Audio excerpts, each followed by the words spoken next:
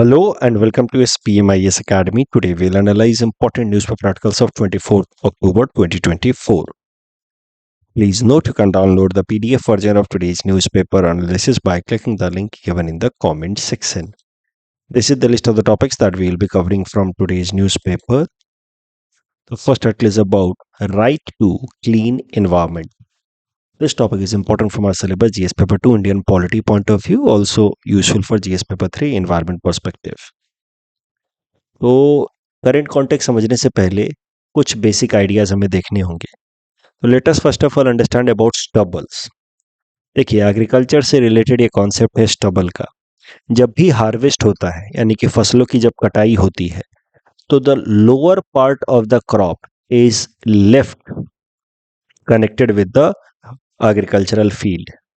So the lower part या stack जो root के साथ कनेक्टेड रह जाता है इवन आफ्टर द हार्वेस्ट, उसको कहा जाता है stubble. The cut stocks of the serial plants left even after the harvest. अब कुछ ऐसे स्टेट से हैं, खासकर पंजाब हरियाणा की बात की जाए तो यहाँ पे फार्मर्स एक साल में 3-3 क्रॉप्स उगाते हैं। यानी कि उनके पास इतना टाइम नहीं होता कि एक हार्वेस्ट के बाद वो आराम आराम से इस स्टबल को प्लक करें, यानी कि हाथों से निकालें और फिर अगले सीजन के लिए अपने एग्रीकल्चरल फील्ड को तैयार करें, क्योंकि एक साल में उनको 3 क्रॉप्स उगाने हैं। तो एक सीजन का क्रॉप हार्वेस्ट हुआ, यानी कि मान लीजिए खारिफ क्रॉप हार्वेस्ट हुआ, और साथ ही साथ they have to now prepare their agricultural field for the next crop, rabi season crop. तो फिर फार्मर्स क्या करते हैं, ये स्टबल को बर्न कर देते हैं, आग लगा देते हैं। तो स्टबल बर्न करने से एग्रीकल्चरल फील्ड तो क्लियर हो जाता है एक बार में, it becomes ready for next crop. But एक इससे इन्वायरमेंटल प्रॉब्लम जरूर आती है, और वो होती है कि बर्निंग से फिर बहुत सारा स्मोक रिलीज होता है। और खासकर जब खारिफ फसलों की हार्वेस्ट होती है और राबी क्रॉप्स के लिए जब एग्रीकल्चरल फील्ड तैयार किया जाता है, तो उस वक्त जब स्टबल बर्निंग की जाती है तो जो स्मोक निकलता है वो स्मोक फॉग के साथ मिक्स होने लगता है। क्योंकि सर्दी का टाइम लगभग शुरू हो चुका है, नॉर्थ इंडिया में धीरे धीरे सर्दियां पड़ने लगी हैं, और जब सर्दी का टाइम शुरू होता है तो फिर स्मोक और फॉग, नॉर्मली गर्मी के दिनों में तो अगर स्मोक रिलीज भी हो रहा है तो फॉग नहीं है, बट सर्दी के दिनों में नॉर्थ इंडिया में खासकर जहाँ पे कॉन्टिनेंटल टाइप ऑफ क्लाइमेट है, वहाँ पे टेम्परेचर इन्वर्जन फिनोमेना होने लगता है। तो continental type of climate and temperature inversion phenomena, ये 2 टर्म मैंने अभी इस्तेमाल किए। अगर आपका ज्योग्राफी का बेसिक क्लास हो चुका है तो आपको ये बातें पता होंगी, others please wait for your geography basic classes. मैं फिर बता रहा हूं कि सर्दी के दिनों में बिकॉज ऑफ 2 फिनोमेना, ज्योग्राफी से related phenomena, continental type of climate and temperature inversion, fog बनने लगता है। ये फॉग बनने के पीछे के 2 इंपॉर्टेंट फैक्टर्स हैं। बाकी फॉग क्या होता है वो तो आपने खुद भी एक्सपीरियंस किया ही होगा। फॉग स्मोक के साथ मिक्स होकर के बनाता है स्मॉग, और स्मॉग रेस्पिरेटरी सिस्टम को डैमेज कर सकता है। तो गर्मी के दिनों में अगर स्टबल बर्निंग की, स्मोक निकला, फॉग नहीं है, तो कम से कम एक अच्छी बात है कि स्मॉग नहीं बनेगा, और वो जो स्मोक है धीरे धीरे अपर एटमॉस्फेयर में जाता रहेगा, राइज करता रहेगा बिकॉज ऑफ कन्वेक्शनल विंड। लेकिन सर्दी के दिनों में होता क्या है कि वो विंड भी राइज नहीं करती है, कन्वेक्शनल विंड भी नहीं होती, तो ऊपर की तरफ विंड भी नहीं होती, वहीं पे फॉग और स्मोक फंस के रह जाता है near the earth surface, and it leads to formation of a smog which is very harmful and causes different kinds of lungs infection.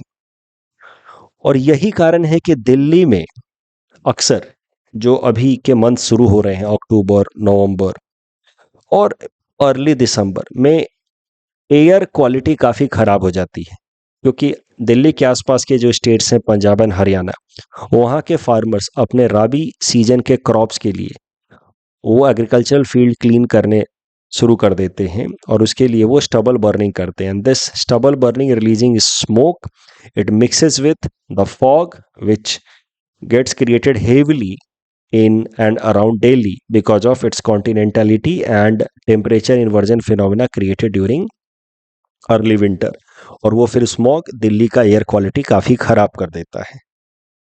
अब स्टबल मैनेजमेंट को लेकर के, ये जो स्टबल है इसको बर्न करना, ये एक अच्छा सॉल्यूशन नहीं है। इसको लेकर के अलग अलग सॉल्यूशंस प्रपोज किए गए हैं कि इसको कैसे और मैनेज किया जा सकता है। तो एक इस तरीके की बेलर मशीन होती है जो इस स्टबल को एकदम उसके बिल्कुल रूट से कट कर सकती है। ऐसे देखिए, ऐसे कट कर सकती है बेलर मशीन, बिल्कुल उसके रूट से कट कर सकती है। एक जगह कलेक्ट करके 2 दिन सूखने के बाद, after leaving it for 2 days to get dried, उसको फिर प्रेस करके इस तरीके से उसको बेलर में कन्वर्ट किया जाता है, यानी कि स्टबल्स का इस तरीके का कंप्रेस्ड एक स्ट्रक्चर बनाया जाता है। फिर उसको ट्रैक्टर्स पे लोड करके इंडस्ट्रीज में दिया जा सकता है या कहीं और जाकर के डंप किया जा सकता है। तो baler machines are a solution for better stubble management without burning and releasing smoke. Problem with baler machine is कि बेलर मशीन ही काफ़ी महंगे आते हैं, कम से कम 14-15 लाख रुपए का एक बेलर मशीन आता है। और उसके अलावा बेलर मशीन के बावजूद भी कई सारे प्रॉब्लम्स हैं। इनको फिर बेलर में कन्वर्ट करना, फिर उसको ट्रैक्टर पे लोड करके कहीं और दूर जाकर के डंप करना, तो उसका एडिशनल कॉस्ट है जिसमें फार्मर्स इंगेज नहीं होना चाहते। एक इस तरीके का सुपर सीडर मशीन आता है। सुपर सीडर मशीन क्या करता है कि स्टबल को वहीं प्लक करके और कट कर देता है इन स्मॉल स्मॉल फ्रैगमेंट्स, और उसको एग्रीकल्चरल लैंड में मिक्स कर देता है। तो incorporation of the stubble into the soil only, इससे फायदा भी होता है कि वो स्टबल जो है ऑर्गेनिक फर्टिलाइजर का काम करता है। बट इसका एक नुकसान है कि इस तरीके से सॉइल और उसमें जो ग्रो किए जाने वाले क्रॉप हैं उस पे इंसेक्ट अटैक का खतरा बढ़ जाता है, पेस्ट अटैक का खतरा बढ़ जाता है। तो super seeder machine and baler machines are to propose solutions, थोड़े बहुत इस्तेमाल होते भी हैं। बेलर मशीन की मदद से XC2 यानी कि ऑफ साइट, जो एग्रीकल्चर फील्ड है उससे दूर ले जाकर के स्टबल मैनेजमेंट किया जाता है, और सुपर सीडर मशीन से इन सीटू यानी कि जो एग्रीकल्चर फील्ड है वहीं पे स्टबल मैनेजमेंट किया जाता है। But both are having their own associated challenges. अब करंट कॉन्टेक्स्ट पे आते हैं।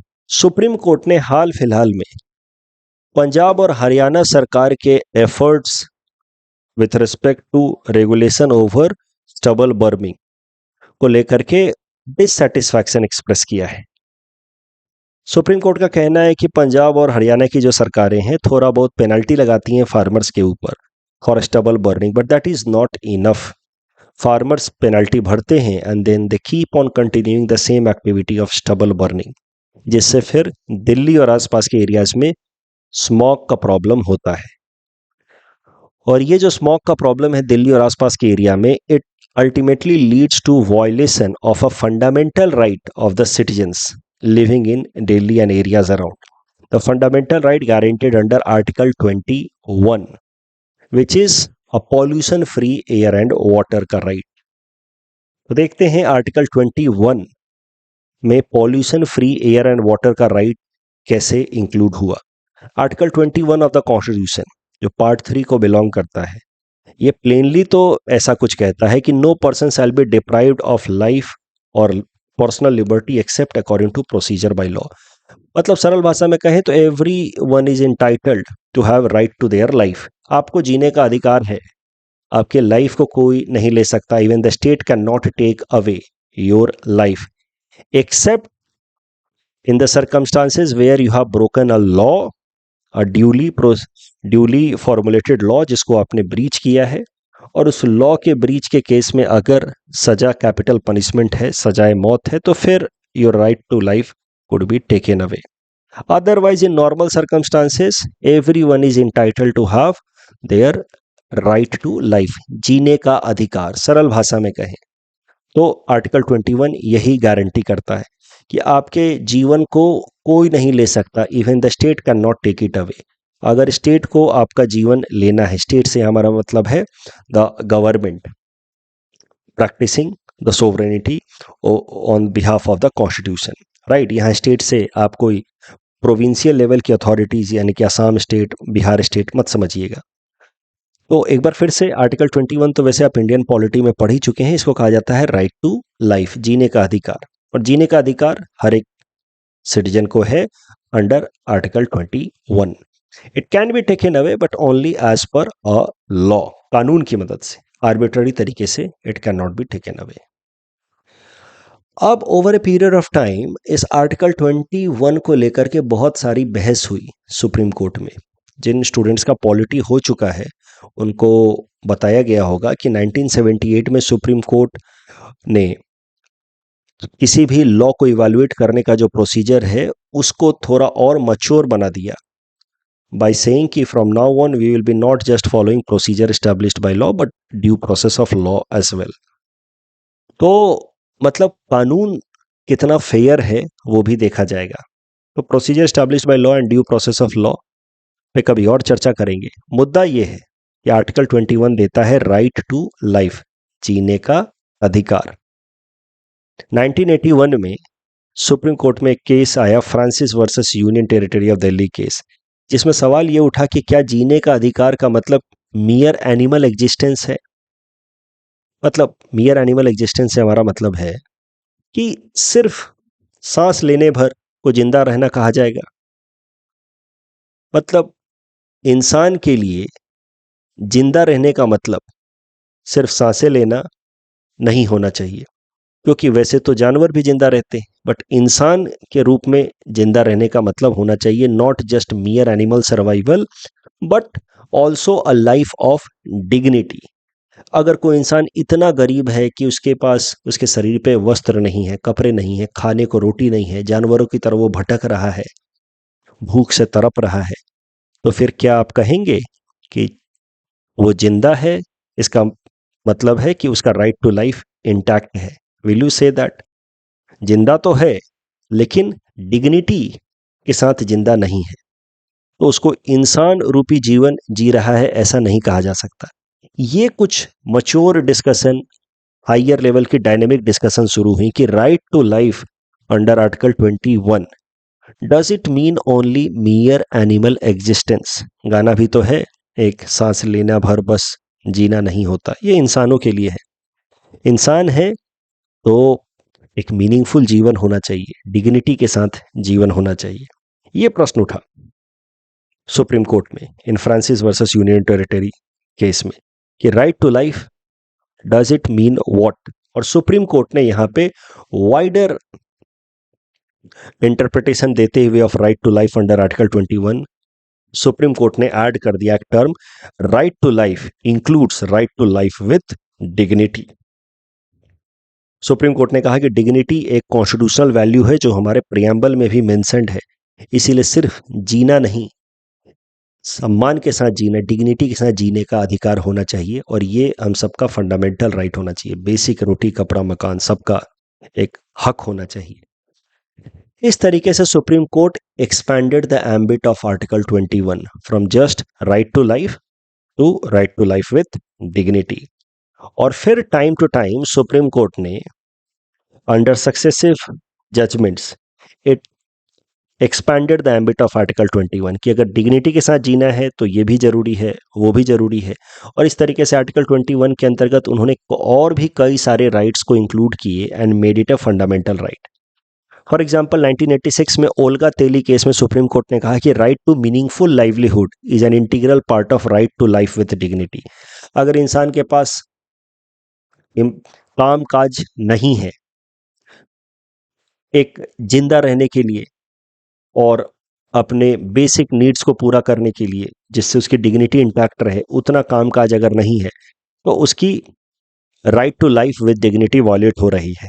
तो right to meaningful livelihood was considered or included as part of right to life with dignity under article 21, तो it further became a fundamental right। फिर 1991 में right against pollution free water and air was pronounced as a fundamental right under article 21 right to life with dignity।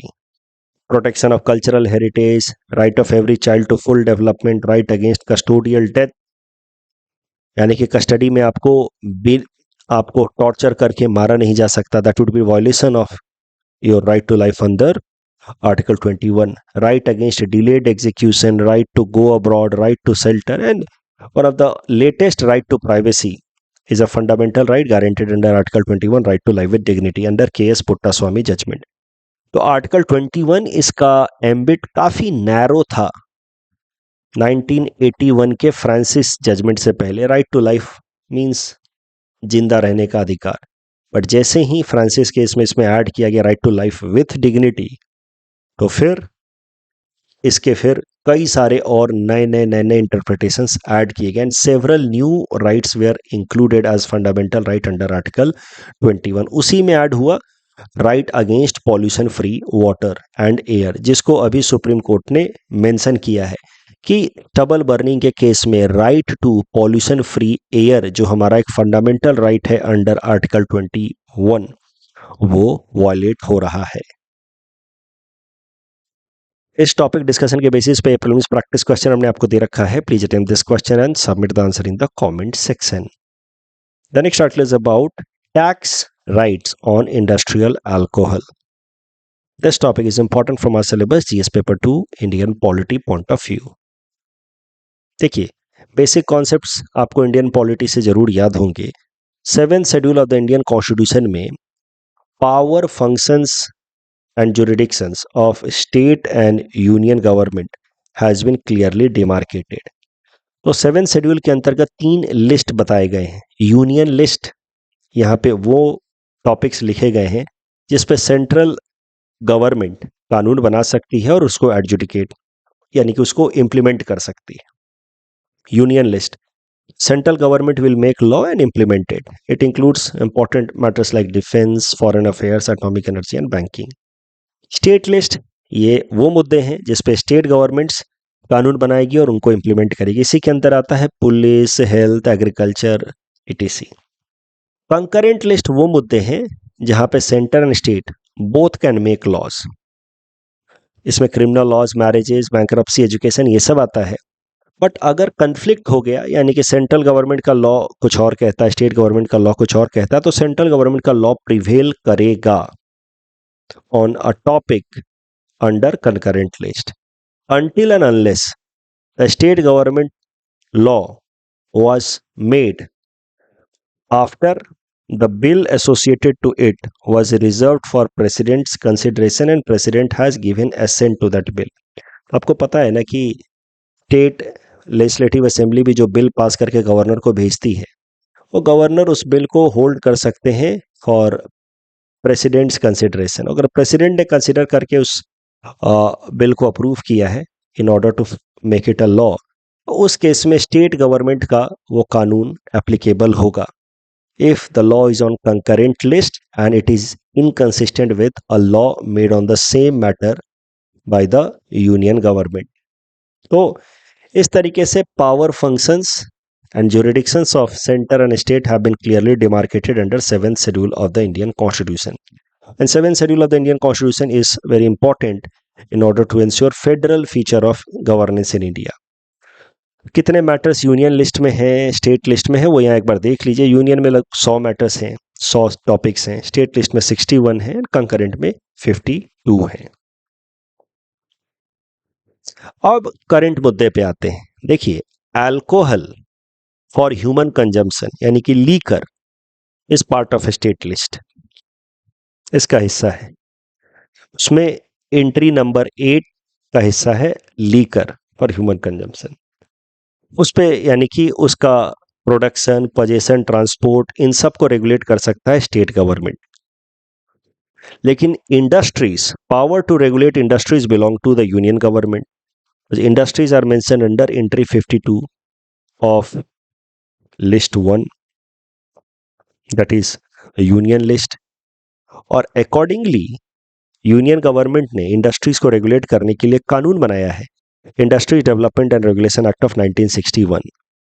इस कानून की मदद से वो तमाम इंडस्ट्रियल प्रोडक्ट्स के प्रोडक्शन, पोजेशन एंड ट्रांसपोर्ट को रेगुलेट करते हैं और इसके अंतर्गत इंडस्ट्रियल अल्कोहल को भी इंक्लूड किया गया है।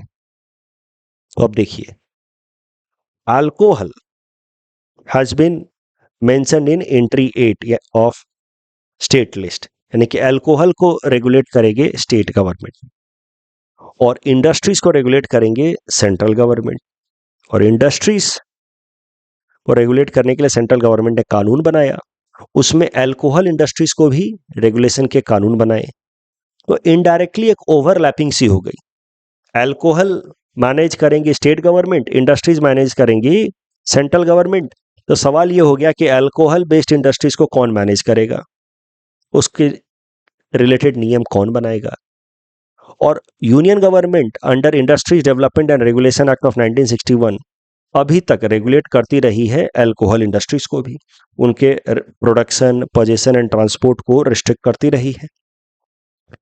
अब ये मामला पहुंच गया सुप्रीम कोर्ट में। एक डिस्प्यूट तो है ही कि अल्कोहल स्टेट लिस्ट में है, इंडस्ट्रीज यूनियन लिस्ट में है, तो अल्कोहल इंडस्ट्रीज को कौन रेगुलेट करेगा, उससे रिलेटेड नियम कौन बनाएगा, सेंट्रल गवर्नमेंट या स्टेट गवर्नमेंट। मामला पहुंचा सुप्रीम कोर्ट में। सुप्रीम कोर्ट के 9 जजेस बेंच ने 8-1 से फैसला किया कि the power to tax alcohol not just for human purpose यानी कि drinking alcohol but also industrial alcohol will belong to the states. तो चूंकि अल्कोहल स्टेट लिस्ट में है तो स्टेट ही इंडस्ट्रियल अल्कोहल को भी रेगुलेट करेगा अपार्ट फ्रॉम ड्रिंकेबल अल्कोहल यानी कि अल्कोहल फॉर ह्यूमन कंजम्पशन। ये है करंट न्यूज। देखिए ड्रिंकेबल अल्कोहल तो जो होता है वो आप समझते ही हैं, एथेनॉल जो है industrial alcohol that is created produced by sugar cane fermentation in presence of a micro organism yeast, और इसका इस्तेमाल किया जाता है एज इंडस्ट्रीज। तो इंडस्ट्रियल अल्कोहल का इस्तेमाल किया जाता है इन इंडस्ट्रीज एज सॉल्वेंट यानी कि कोई दूसरा केमिकल को मिक्स करने के लिए।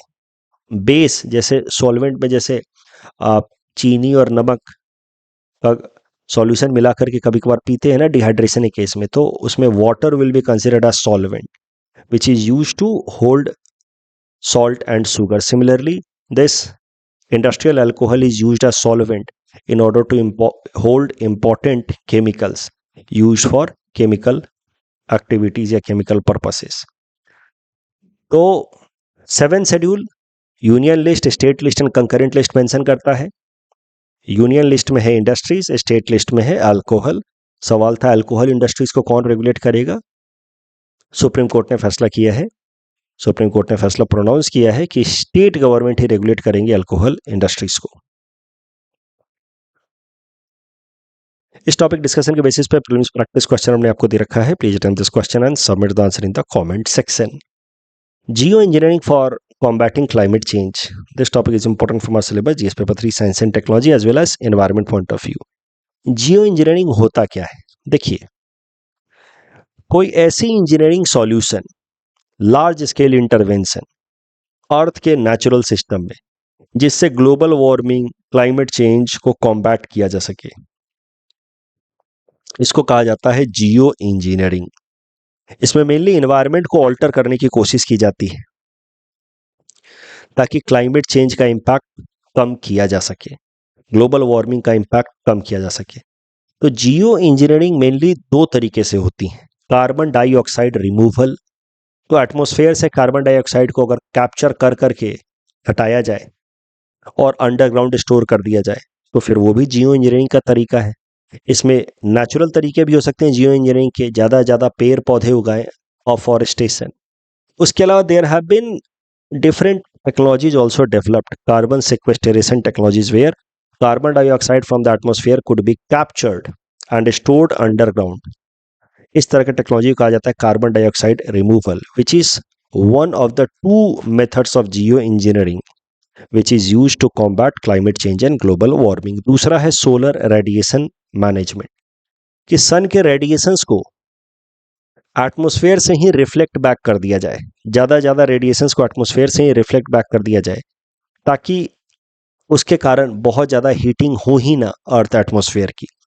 तो सोलर रेडिएशन मैनेजमेंट के लिए कई सारे अप्रोच लिए जा सकते हैं। स्ट्रेटोस्फेरिक एरोसोल इंजेक्शन, तो स्ट्रेटोस्फेयर लेवल में, ट्रोपोस्फेयर से जस्ट ऊपर का जो एटमॉस्फेरिक लेयर होता है स्ट्रेटोस्फेयर, वहाँ पे एरोसोल मतलब छोटे छोटे पार्टिकल्स इंजेक्ट कर दिए जाए, खासकर सल्फर पार्टिकल्स अभी तक यूजफुल रहे हैं। सल्फर पार्टिकल्स को ऐसे सस्पेंड कर दिया जाए इन द एयर, बहुत छोटे छोटे पाउडर फॉर्म में पार्टिकल हैं, so they can float in the air और ये जो सल्फर पार्टिकल्स हैं they are helpful in reflecting back a lot of solar radiations back to the outer atmosphere. तो इस तरीके से सोलर रेडिएशन को रिफ्लेक्ट बैक करने से सोलर रेडिएशन मैनेजमेंट हम कर सकते हैं और ग्लोबल वार्मिंग से बच सकते हैं। क्लाउड ब्राइटनिंग, क्लाउड के अंदर कुछ ऐसे सब्सटेंस ऐड कर दिए जाए कि क्लाउड और ज्यादा वाइट हो जाए, जिससे ज्यादा लाइट को वो रिफ्लेक्ट बैक कर पाए। लाइट कलर का मतलब ही है कि उसका एल्बिडो ज्यादा होगा and it is able to reflect back more and more light that is incident on it. Space based reflectors, तो कुछ ऐसे मिरर्स वगैरह स्पेस में लगाए जाए अलग अलग लोकेशंस पे, जिससे ज्यादा लाइट जो है वापस से रिफ्लेक्ट बैक हो जाए in the atmosphere. All such approach would be known as solar radiation management. अब करंट न्यूज देखते हैं। एक रिसर्च पेपर है जियो फिजिकल रिसर्च लेटर्स, उसने हाल फिलहाल में एक स्टडी करके बताया है कि सल्फर से भी ज्यादा इफेक्टिव होगा अगर एरोसोल इंजेक्शन करना भी है ऑफ पार्टिकल्स इन स्ट्रेटोस्फेयर, तो सल्फर से भी ज्यादा इफेक्टिव होगा डायमंड के पार्टिकल्स। तो डायमंड के छोटे छोटे पार्टिकल्स अगर हम स्ट्रेटोस्फेयर लेयर में स्प्रेड कर दें तो उससे खूब सारा रिफ्लेक्शन बैक जाएगा to the outer atmosphere. Incoming solar radiation will be reflected back to the outer atmosphere and it will be very effective way of geo engineering and combating climate change and global warming. इस study में यह भी कहा गया है कि tons of diamond dust would be required, but that would be very effective. It can cool down the earth up to 1.6 degree Celsius. Study report लिखने वालों को यह भी पता है कि लोगों को यह मजाक लगेगा कि क्या पागलपन है, डायमंड जो इतना कॉस्टली मटेरियल है उसको हम लोग ऐसे आउटर एटमॉस्फेयर में स्ट्रेटोस्फेयर में जाकर के स्प्रेड कर दें। So the article writes, the study writes कि currently it may appear absurd because of the high cost involved, लेकिन ये भी सोचिए कि डायमंड का तो सिर्फ एस्थेटिक वैल्यू है, बट जिस तरीके से ग्लोबल वार्मिंग बढ़ रही है 1.22 degree Celsius with respect to pre industrial era already rise हो चुका है टेम्परेचर। प्री इंडस्ट्रियल एरा मतलब 1870s के आसपास जो एवरेज टेम्परेचर था अर्थ सरफेस का, उससे 1.2 डिग्री सेल्सियस अभी तक राइज हो चुका है।